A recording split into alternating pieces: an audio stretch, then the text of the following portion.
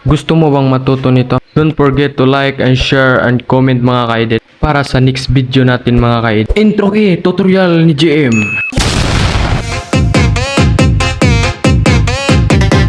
Una mga ka-edit, punta lang tayo ng CapCut mga ka-edit.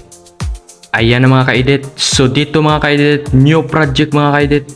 At saka dito naman mga ka-edit, pindutin lang natin yung ginawa natin na video mga ka-edit. So kapag napindot nyo na yung ginawa nyo na video mga ka-edit, dito naman tayo mga ka-edit magsimula mga ka-edit.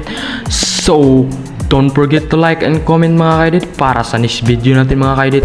Dito mga ka-edit, video, hanap lang tayo na doon siya nagsimulang umupo mga ka-edit. Ito mga ka-edit, pindutin lang natin at saka pindutin yung split at saka i-delete na lang natin yan mga ka-edit, yung walang kwenta mga ka-edit ba. Dito mga ka-edit, hanapin lang natin na doon tumayo si Sadboy mga ka-edit ba. Ganun lang yung din ang gagawin nyo mga ka-edit para maganda yung tingnan ang inyong video mga ka-edit.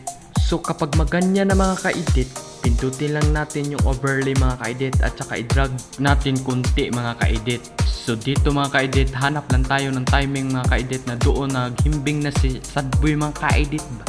So ayan na mga ka-edit, i-drag lang natin kunti. Kapag maganyan na mga ka-edit yung position mga ka-edit, splice mga ka-edit ba. Ayan o. So dito mga ka-edit, hanapin lang natin yung soft mga ka-edit ba. Ayan na mga ka-edit to. O, diba? Nakita niyo yan mga ka-edit.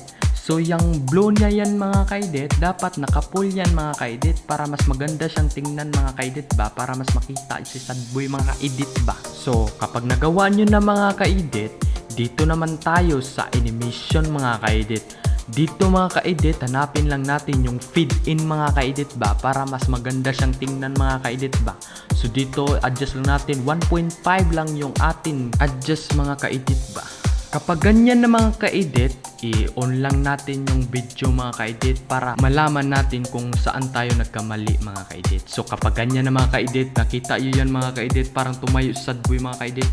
Diyan tayo mag-split mga ka-edit at saka hanapin yung delete mga ka-edit.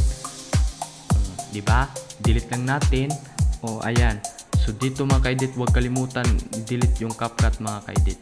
So kapag ganyan na mga ka-edit, i-on lang natin yung video mga ka-edit. Sana nagawa nyo yan mga ka-edit, kasi itong video na to is the basic na mga ka-edit. So ayan, o, kita nyo yan mga ka-edit. Pwede na yan natin na i-exporting mga ka-edit. Gusto ko munang magpasalamat sa inyo mga ka-edit. Don't forget to like and share mga ka-edit para sa next video natin mga ka-edit. So ito na mga ka-edit, sana nagawa nyo din to mga ka-edit. Don't forget to like and share and comment mga ka-edit para sa next video natin mga ka-edit. So God bless.